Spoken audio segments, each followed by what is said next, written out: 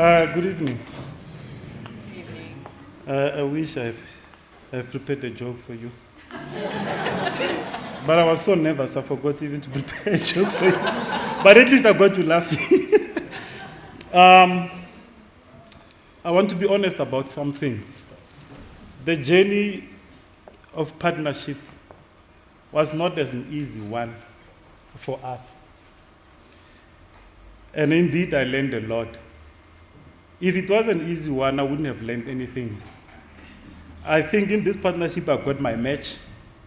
We argued, we debated so many issues. And I discovered something that, dealing with people from the other side, from business side, is not the same as us in high school or in education. So that was what made the partnership so difficult. But we enjoyed it. We would call each other. We'd see each other every Saturday, 3 o'clock. Sometimes I got tired, but I had an issue that we need to finish debating. I am JC Mamabolo, Julia Christopher Mamabolo, from Attridgeville, the principal of Solrich. In 2015, I got a call from the district. They said, Mr. Mamabolo, we need your help. So we need you to go there and help us until we can appoint the SMT. Then I was appointed 2016 September. And then the reason why I joined PFP, I have an experience with PFP. The principal before was part of PFP. Then when he retired, I took over, and the partnership was with CSIR. I learned quite a bit. But to me, the reason why I joined and continued with it, because it presented to me an opportunity for growth, an opportunity to grow the school, to take the school to another level. Before I forget to introduce my partner, Itu, we know each other for a very long time. At some point, we actually schooled together in a private school. Let me allow him to say something. Okay. So, yeah, my name is Itu Kekana. So that's an old photo of me before life happened. And our partnership has been sponsored by the bank that makes you see money differently. Thanks, Penny. Thanks, Penny.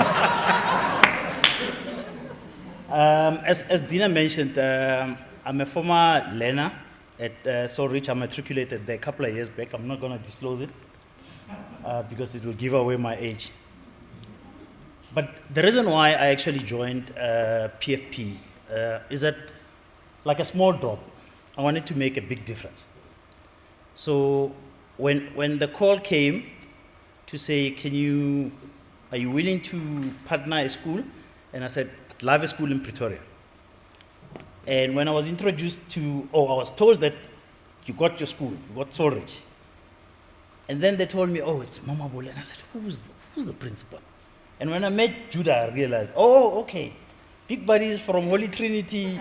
Good, this thing is gonna happen. We're gonna make a big difference. I think Judah, maybe let's move over to the next slide. Talk about the school. I'm going to talk about the school, but I just want to let you know that the dress code was a coincidence. He's straight from work, and then I'm from Attridgeville, he's from Sandton.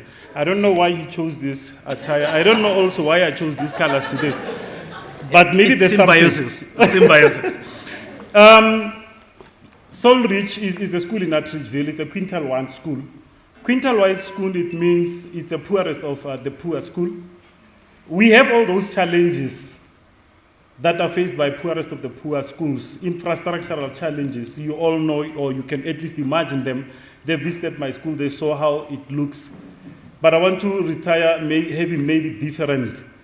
But the pressing challenges that I faced, ladies and gentlemen, I never felt rejection in my life. But when I got to the school, I was a new principal. The entire management has retired. In my mind, the only challenge I was going to face was to capacitate the acting team. Then I quickly organized that with Mauritian from PFP, with CSIR. We did the SMT capacitating, and I thought, no, things are going to run smoothly. Never ever thought I'll have to face rejection. So the challenges that I faced as a principal and the challenges that faced the school was building managerial capacity, dealing with resistance, of which I never even prepared myself for. Excited with the confidence that was bestowed on me by the district to say, go and help. I thought I can do it, only to find that I had to face resistance. At times, I felt like crying. Then came the partnership, and I said, the time for crying is over. Let me use this guy to dry my tears. Then I said, Itu, we are faced with these challenges, irrespective of the infrastructural challenges. We are faced with the issue. We need to unite the staff. We need to influence the staff in the direction that I wish the school to go. You know, sometimes when you are a leader, you become so obsessed with success. You forget that you need to share that vision with others. Then I forgot that part. I said, Itu, we need to develop this. We need to do this. We need to achieve this. I was like in a race. And he said to me, you are not supposed to be everything. You are not supposed to do everything. And then time and again we'll meet, we'll debate issues. He will tell me how fast I am, and then I'll argue with him, or if I don't do it, they'll never be done. Then we had a program of remedying the situation. Let me allow him to start what we have done first to deal with the challenges. So as Judah painted it, he had a big challenge. So he's new at the school, he needs to make a big impact. So thanks to PFP, they introduced us to a multinational consulting firm, cross-border transformation. And the consultant's name was Patrick Guani. So Patrick came and facilitated 2 sessions. So they were all about turning the school around, just to make sure that we have cohesion at the school, so that everybody started working or seeing each other as one unit, as one team. So the whole program took 3 days or 2.5 days. The first session was all about situation analysis. So we wanted to understand what are the problem areas, where are the pain points. And then the first session involved the SMT, SGB members, and some few alumni participants. So the second session, which involved the entire staff, was to go delve deeper into the problems. And I think we got a lot done out of that session, and I think I'd like to give over to Judah to share the successes of what has happened previously since then. Ladies and gentlemen, this weekend I was in Cape Town to receive an award. And that award, let me tell you, that award was for sending in as many learners of maths in the Olympiad as possible. We sent in so many learners in that awards. I received the awards, and that tells you this workshop did work because teachers were committed from that workshop.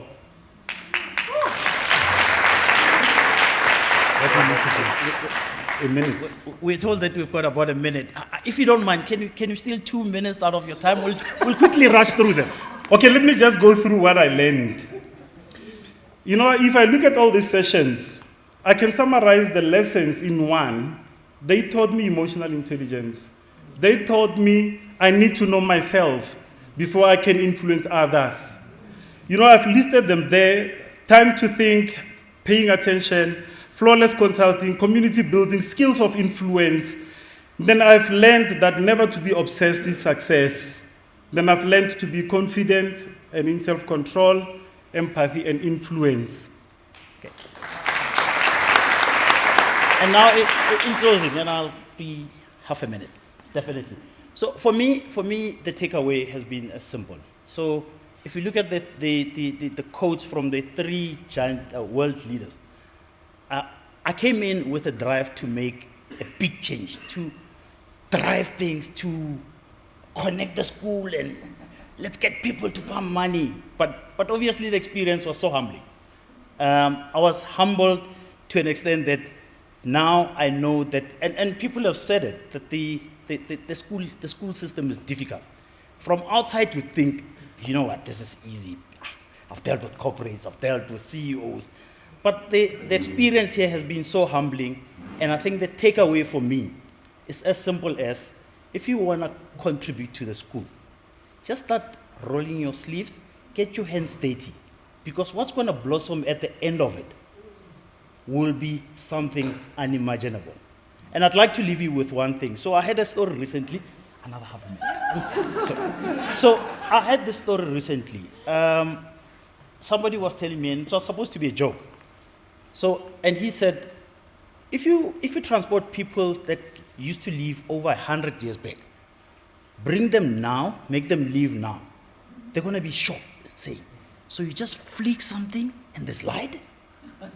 Or you talk into something small to somebody who's over 100 kilos away? Wow.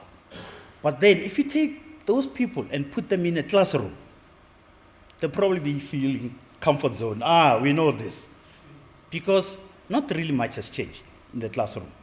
And I think I'd like to leave you with this challenge to say, you need to start making, you behave like that small little drop that will create those ripple effects that will make that big change. I thank you.